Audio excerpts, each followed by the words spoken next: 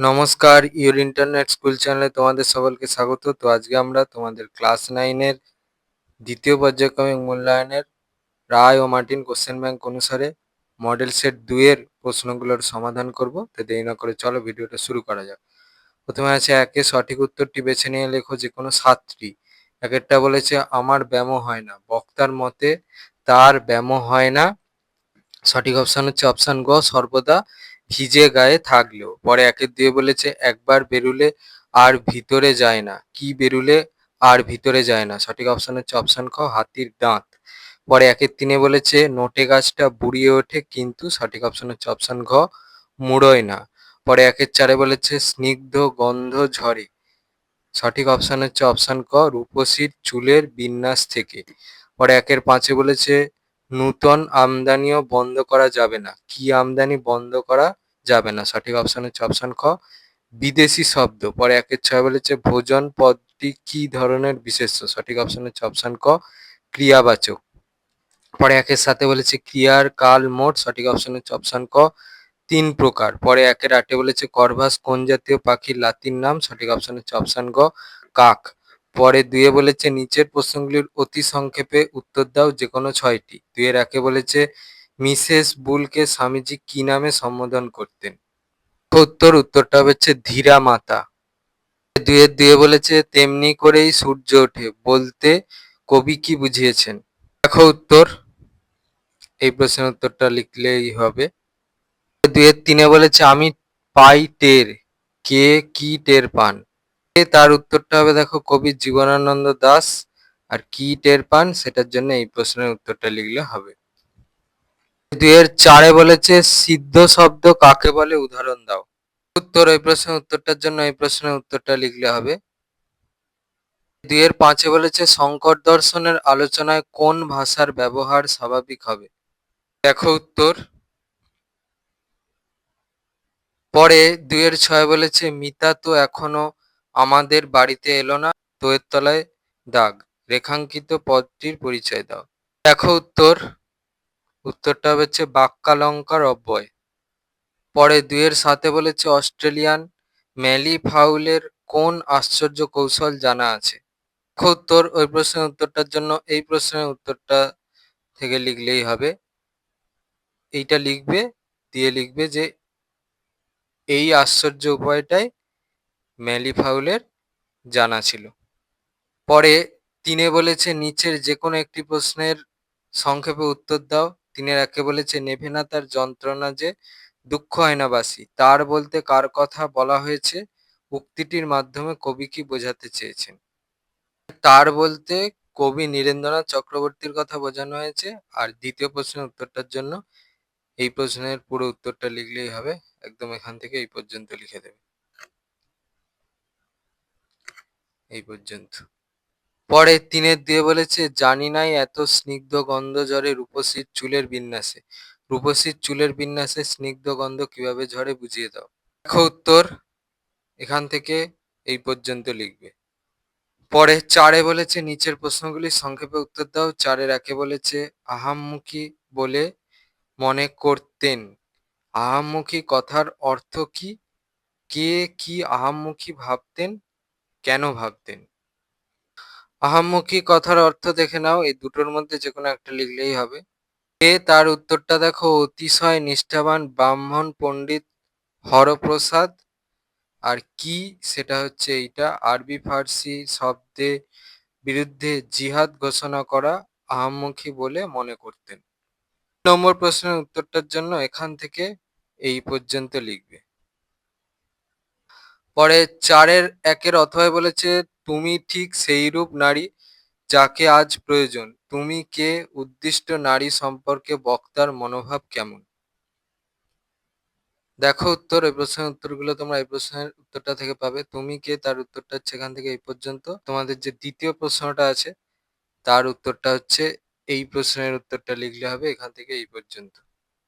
পরে চারের দুয়ে বলেছে ঘরে গিয়ে প্রদীপ জেলে যদি দেখি যে পয়সা নয় তখন ফিরাইয়া দিব।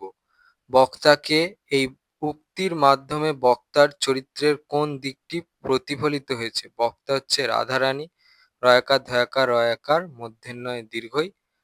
আর দ্বিতীয় প্রশ্নের উত্তরটা দেখাচ্ছি। প্রশ্নের উত্তরটা দেখো, তোমরা এই প্রশ্নের উত্তরটা থেকে পাবে।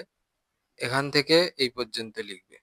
পরে 5-এ বলেছে কম বেশি 150 শব্দে নিচের প্রশ্নগুলির উত্তর দাও। 5-এর 1-এ বলেছে সর্বস্ব লইয়া মোকদ্দমা, কার সঙ্গে কার মোকদ্দমা, মোকদ্দমার পরিণতি কি হয়েছিল? সঙ্গে কার মোকদ্দমা, তার উত্তরটা দেখো, একজন জ্ঞাতির সঙ্গে রাধারানীর বিধবা মায়ের মোকদ্দমা। মোকদ্দমার পরিণতির জন্য দেখো, এখান থেকে এই পর্যন্ত লিখবে। পরে 5-এর 2-এ বলেছে এরই মাঝে বাংলার প্রাণ, কার মাঝে বাংলার প্রাণ আছে, কবির এমন অনুভূতির কারণ কি? তোর ওই প্রশ্নের উত্তরটার জন্য এই প্রশ্নের উত্তরটা লিখলে হবে। এখান থেকে উত্তরটা চলছে এই পর্যন্ত লিখবে। পরে 5-এর 2-এর অথবা বলেছে ফুরোয় না সেই এক গুঁয়েটার দুরন্ত পিপাসা। এক গুঁয়েটার দুরন্ত পিপাসা বলতে কবি কি বুঝিয়েছেন? পিপাসা না ফুরোনো কিসের ইঙ্গিত বলে তুমি মনে করো? উত্তর, প্রশ্নগুলোর উত্তর তোমরা এই প্রশ্নের উত্তরটা থেকে পেয়ে যাবে। এখান থেকে উত্তরটা চলছে এই পর্যন্ত লিখবে। পরে 6-এ বলেছে নিচের যে কোনো একটি প্রশ্নের সংক্ষেপে উত্তর দাও। 6-এর 1-এ বলেছে শঙ্কুর পাখি পড়ানোর যন্ত্রটির নাম কি, যন্ত্রটির গঠন কেমন? প্রশ্নের প্রথম ভাগের প্রশ্নের উত্তরটা দেখো, দ্বিতীয় ভাগের প্রশ্নের উত্তরটা দেখো। এখান থেকে উত্তরটা চলছে এই পর্যন্ত লিখবে। 6-এর 2-এ বলেছে কালকে তো একটা ব্যাপারে আমি রীতিমতো হকচকিয়ে গেছি, কে কেন হকচকিয়ে গিয়েছিলেন? দেখো উত্তর, ওই প্রশ্নের উত্তরটা এই প্রশ্নের উত্তরটা থেকে পাবে। কে, তার উত্তরটা হচ্ছে প্রফেসর শঙ্কু। আর কেন হকচকিয়ে গিয়েছিলেন তার উত্তরটা এখান থেকে পেয়ে যাবে। এখান থেকে এই পর্যন্ত লিখে দিলে হয়ে যাবে। পরে 7-এ বলেছে নিচের যে কোনো একটি প্রশ্নের নিজের ভাষায় উত্তর লেখো। 7-এর 1-এ বলেছে শিরোনাম সহ সারাংশ লেখো। সংসারে যারা শুধু দিলে পেলে না কিছুই, যারা বঞ্চিত, যারা দুর্বল, উৎপীড়িত, মানুষ হয়েও মানুষ যাদের চোখের জলের কখনো হিসাব নিলে না, নিরুপায়, দুঃখময় জীবনে যারা কোনোদিন ভেবেই পেলে না সমস্ত থেকেও কেন তাদের কিছুতেই অধিকার নেই, এদের কাছে কি ঋণ আমার কম, এদের বেদনায় দিলে আমার মুখ খুলে, এরাই পাঠালে আমাকে মানুষের কাছে মানুষের নামে নালিশ জানাতে, তাই আমার কারবার শুধু এদেরই নিয়ে। এর শিরোনামটা হচ্ছে বঞ্চিতের মুখপাত্র, আর সারাংশটা দেখাচ্ছি। উত্তর এখান থেকে এই পর্যন্ত লিখবে। 7-এর 2-এ বলেছে ভাবার্থ লেখো। দাও ফিরে সে অরণ্য, লও এ নগর, লহ তব লৌহ লোষ্ট কাষ্ঠ ও প্রস্তর, এ নবসভ্যতা হে নিষ্ঠুর সর্বগ্রাসী, দাও সেই তপোবন পুণ্যচ্ছায়া রাশি, গ্লানিহীন দিনগুলি সেই সন্ধ্যাস্নান, সেই গোচরণ সেই শান্ত সমগান, নিবারণ ধান্যের মুষ্টি, পলক্ল বসন, মগ্ন হয়ে আত্ম মাঝে নিত্য আলোচন, মহাতত্ত্বগুলি পাষাণ পিঞ্জরে তব, নাহি চারি নিরাপদে রাজভোগ নব, চাই স্বাধীনতা চাই পক্ষের বিস্তার, বক্ষে ফিরে পেতে চাই শক্তি আপনার, পরাণে স্পর্শিতে চাই ছিড়িয়া বন্ধন, অনন্ত এ জগতের হৃদয় স্পন্দন। উত্তর এখান থেকে এই পর্যন্ত লিখবে। এই ছিল তোমাদের বাংলার রায় ও মার্টিন কোশ্চেন ব্যাংক অনুসারে দ্বিতীয় পর্যায়ক্রমিক মূল্যায়নের মডেল সেট 2 এর প্রশ্নগুলোর সমাধান। তো তোমাদের যদি এই ভিডিওটা ভালো লেগে থাকে তাহলে ভিডিওটাকে অবশ্যই লাইক করে দাও এবং আমাদের চ্যানেলটাকে অবশ্যই সাবস্ক্রাইব করে দাও।